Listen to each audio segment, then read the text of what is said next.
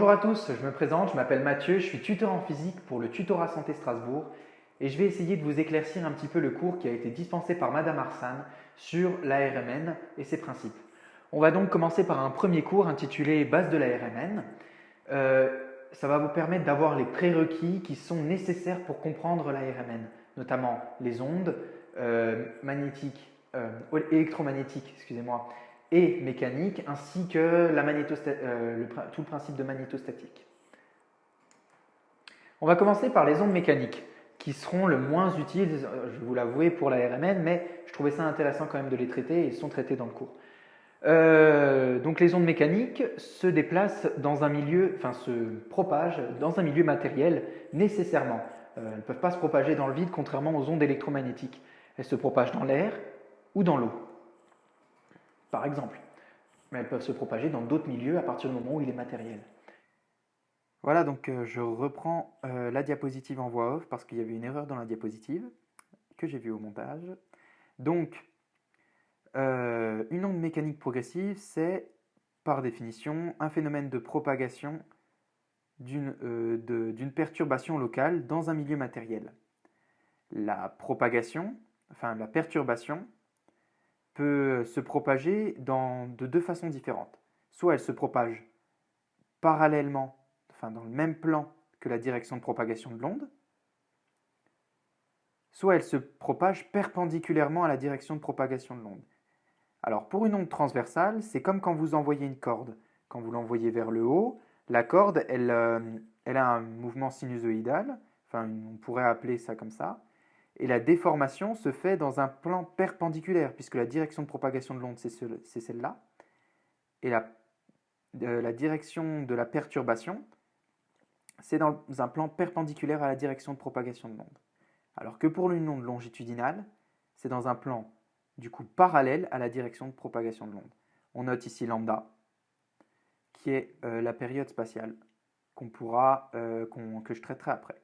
Pour rappel, les ondes correspondent à un moyen de transport d'énergie sans transport de matière. Donc voilà, on est passé au-delà de l'erreur. Je vous laisse avec la vie. Les ondes périodiques. Une onde est périodique si la perturbation est identique à elle-même après une durée t et une distance ou une distance lambda. On peut voir sur cet axe qui symbolise les x, alors que cet axe symbolise t, donc le temps. La période est donc le temps, la durée qui est nécessaire pour avoir deux perturbations identiques à elles-mêmes. Voilà, c'est le temps qu'il faut pour avoir deux perturbations identiques à elles-mêmes. Lambda, c'est pareil, mais c'est en mètres. Donc, c'est la distance qu'il faut pour avoir deux perturbations identiques à elles-mêmes. On note qu'il y a l'amplitude qui correspond à E0 dans ce cas-là. Rappel sur les unités. La période t, qu'on vient de voir sur la diapo précédente, est en secondes. La fréquence nu en seconde moins 1, elle correspond au nombre de perturbations qui se déroulent en une seconde. On est donc sur l'inverse. Là, on avait le nombre de secondes qu'il y a entre deux perturbations. Là, c'est l'inverse. La pulsation, qui elle est en radians par seconde et qui symbolise le temps qui est nécessaire pour faire un tour complet. C'est un petit peu compliqué à percevoir dans ce cadre-là, mais ça sera beaucoup plus logique avec les mouvements de précession. La longueur d'onde est en mètres, le nombre d'ondes en radians par mètre, et en fait correspond, si on veut, on fait une approximation, à l'homologue de la pulsation. On a des formules classiques comme celle-ci. Pourquoi je les appelle classiques? C'est parce que c'est des formules qu'on peut retrouver simplement avec les unités grâce à l'analyse dimensionnelle. Je vais m'expliquer. Ici, on a oméga, dont son unité est en radians par seconde. On peut retrouver avec 2π nu, 2π qui symbolise donc le radian, et nu en seconde moins 1, on retrouve exactement la formule. Pareil pour 2π sur t, on a 2π sur des secondes, du coup des secondes moins 1, et donc on retrouve bien oméga.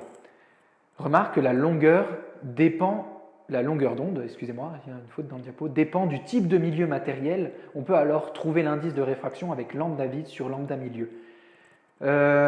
la longueur d'onde, mais aussi du coup par conséquent la vitesse vont varier en fonction du milieu matériel. On imagine bien qu'un milieu où les atomes sont très serrés, où il est difficile pour l'onde de se propager, possédera une vitesse moindre, alors qu'un milieu disons plus ample permettra à la vitesse de se déplacer plus rapidement. Voyons maintenant les ondes électromagnétiques. Elles se déplacent donc dans le vide, comme je l'avais dit au tout début, le vide qu'on retrouve naturellement dans l'espace, comme tout le monde le sait. La propagation, sa définition, la propagation dans l'espace d'un champ électrique et d'un champ magnétique B associés perpendiculairement entre eux et à la direction de propagation. On a donc deux champs, un champ électrique et un champ magnétique perpendiculaires entre eux. Un champ électrique qui se trouve là dans le plan XZ et un champ magnétique dans le plan XY perpendiculaires entre eux. On note que ces deux champs sont associés par cette formule E0 est égal à CB0. Info sur les ondes électromagnétiques. Ces ondes électromagnétiques possèdent des variations sinusoïdales, comme on le voit facilement sur ce schéma. Et on peut faire un petit parallèle avec le cours que vous avez eu par M. Didier sur le magnétisme. En effet, on retrouve un trièdre direct, un trièdre qui correspond à trois plans perpendiculaires 2 à 2. Et avec la formule des trois doigts, on peut effectivement retrouver un trièdre direct. Équation d'onde. Donc ça, c'est l'équation qui a été découverte par Maxwell, qui permet de comprendre beaucoup de choses sur le magnétisme, etc. Je ne vais pas m'étendre là-dessus. Mais une des solutions qui, elle, est nécessaire à connaître, c'est la solution pour l'onde monochromatique. En effet, on retrouve dans cette onde trois composantes. Donc là, ça c'est la variation, c'est la fonction qu'on va avoir et qui va expliquer les variations de l'onde du champ, enfin les variations de l'onde, les variations du champ électrique. On retrouve donc oméga, la pulsation, k, le nombre d'ondes, et phi, le déphasage, le déphasage au départ. On a donc trois composantes qui peuvent varier et E0 qui sera donc l'amplitude. E0, l'amplitude du champ électrique, avec X, la direction de propagation du champ électrique, Y, la direction d'oscillation du champ électrique, d'oscillation et de propagation. Et remarque, on a donc vu qu'une onde électromagnétique est composée d'un champ électrique et d'un champ magnétique. Il y a donc forcément une formule pour le champ magnétique qui est en fait exactement la même, simplement que c'est B0 au lieu de E0. Voyons maintenant la physique quantique. À toute particule sont associées des ondes et à toute onde sont associées des particules. On note la quantité de mouvement qui est une découverte de Broglie qui se symbolise par cette formule, non utile dans ce cours-là, mais que je tenais à préciser. L'énergie est transportée par des photons. Qu'est-ce que ça veut dire? Par contre, ça, je vais le développer. À chaque onde, on a dit, est associée une particule. À l'onde électromagnétique sera associé le photon.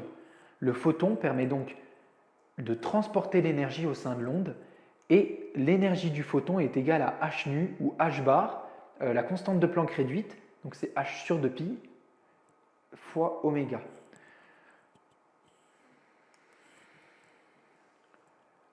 Interaction d'une onde électromagnétique. Les ondes sont responsables des phénomènes d'interférence, comme vous avez vu dans le cours d'optique ondulatoire, notamment avec la diffraction et les interférences. Le photon est responsable des phénomènes énergétiques. Il correspond à un paquet d'énergie qui se déplace avec l'onde. On note que l'interaction d'une onde électromagnétique se fait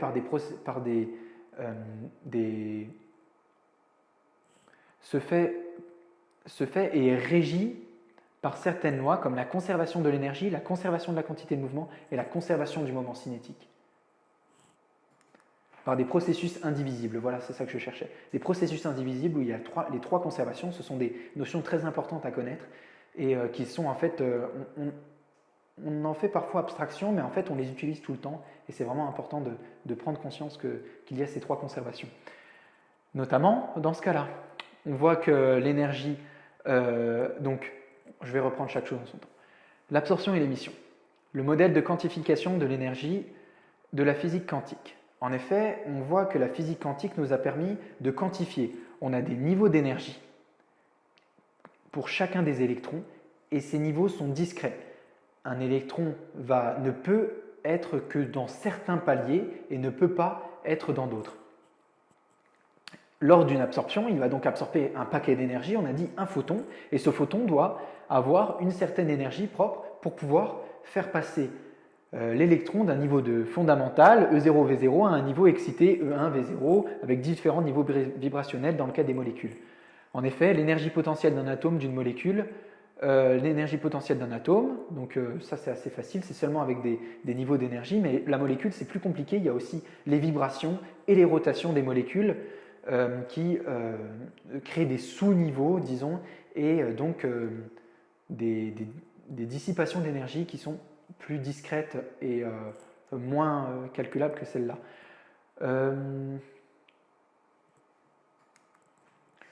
Parlons maintenant des spectres. On va parler très rapidement, mais on voit qu'entre 400 et 800 nanomètres, il y a donc le spectre du visible. On définit différents types d'ondes. On peut les classer en deux grandes parties, les ondes ionisantes et les ondes non ionisantes. Au-dessus, si l'onde le photon plutôt, a une énergie supérieure à 13,6 électronvolts, l'onde sera ionisante. Alors que si elle est inférieure à 13,6 électronvolts, l'onde sera non ionisante. Or, dans la RMN, on utilise des ondes hertziennes, des ondes radiofréquences qui sont entre 10 puissance moins 6 et moins 8. Et donc, 10 puissance moins 6 et moins 8 électronvolts, excusez-moi, donc avec une forte longueur d'onde, une faible fréquence. Les rayonnements ionisants, c'est en fait 13,6 électronvolts, c'est l'énergie de liaison d'un électron atomique pour l'électron d'un atome d'hydrogène dans son état fondamental. 13,6 électronvolts, c'est l'énergie qu'on doit apporter à l'électron pour que l'atome d'hydrogène soit ionisé. Parlons maintenant de la troisième partie du magnétostatisme. On a vu les ondes mécaniques, les ondes électromagnétiques, la physique quantique, en bref, certaines notions qui sont importantes à connaître. Parlons maintenant du magnétostatisme. La matière est composée de particules en mouvement de rotation. On note deux types de mouvements de rotation possibles qui se retrouvent dans la planète, on va le voir, les mouvements orbitaux de rotation et les mouvements de rotation propres, intrinsèques, des particules autour de leur axe. En effet, la Terre tourne autour du Soleil, elle a donc un mouvement orbital et elle tourne autour d'elle-même. On parle donc de moments intrinsèques. Les moments cinétiques.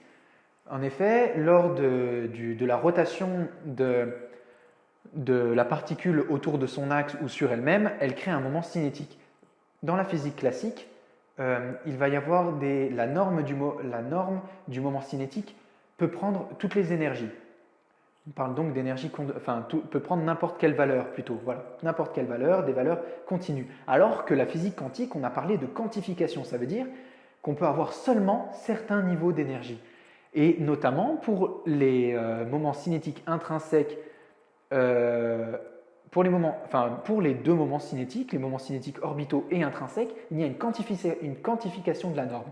De plus, pour les moments cinétiques intrinsèques, du neutron, de l'électron et du proton, on note que seulement une valeur est permise et deux orientations. C'est en effet le spin qui est égal à 1,5, qui peut être plus 1,5 ou moins 1,5 en fonction de s'il est parallèle ou antiparallèle à l'axe de rotation. Enfin, à l'axe qui est créé par la rotation plutôt. Je ne sais pas si c'est tout à fait clair, je vous renvoie vers d'autres schémas pour comprendre mieux ce phénomène. Le moment cinétique d'une particule chargée engendre un moment magnétique. En effet, une particule chargée, on l'a vu dans le magnétisme, c'est une des lois fondamentales du magnétisme, qui se retrouve d'ailleurs avec les courants, crée un moment magnétique. Une particule chargée crée un moment magnétique. On peut le voir si on veut faire un parallèle. Dans une spire, un courant est envoyé, il y a donc un mouvement circulaire, il crée un champ magnétique en son centre. C'est exactement la même chose, du moins c'est un bon parallèle, c'est pour une particule chargée qui engendre, donc une particule chargée qui tourne, qui a un moment cinétique engendre un moment magnétique. Il y a donc deux moments magnétiques, puisqu'il y a deux moments cinétiques, un moment magnétique intrinsèque avec deux orientations, comme on l'a vu, une seule valeur, plus 1,5 et moins 1,5, qui correspond au spin, une seule valeur et deux orientations. Le moment magnétique orbital qui en fait s'explique sur cette formule, et on peut voir que là, dans le cas de l'électron, le moment magnétique orbital est antiparallèle au moment cinétique orbital, alors que dans le cas du proton, le moment magnétique orbital est parallèle au moment cinétique orbital L. Tout ça, c'est à cause du rapport gyromagnétique. En effet, les moments magnétiques, de façon générale, sont proportionnels au moment cinétique. Forcément, il y a toujours un lien de proportionnalité entre les différentes composantes.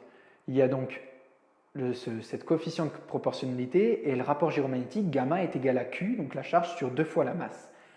La charge peut donc être négative ou positive. Négative dans le cas de l'électron qui crée quelque chose d'antiparallèle, un vecteur antiparallèle, alors qu'elle est positive dans le cas du proton et crée un vecteur parallèle.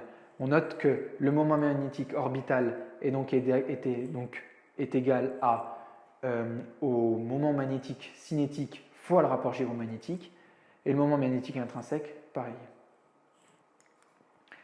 Maintenant qu'on a vu les moments magnétiques, on peut voir les moments totaux.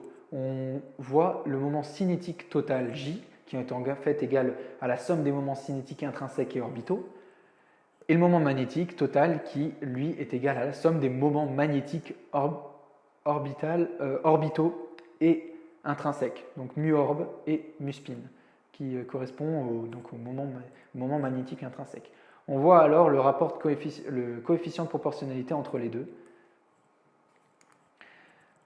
Conclusion sur les moments, un noyau avec un moment cinétique total non nul aura forcément un moment magnétique total non nul, c'est ce qu'on a vu avec le coefficient de proportionnalité. S'il a un moment magnétique total non nul, il créera donc un petit aimant.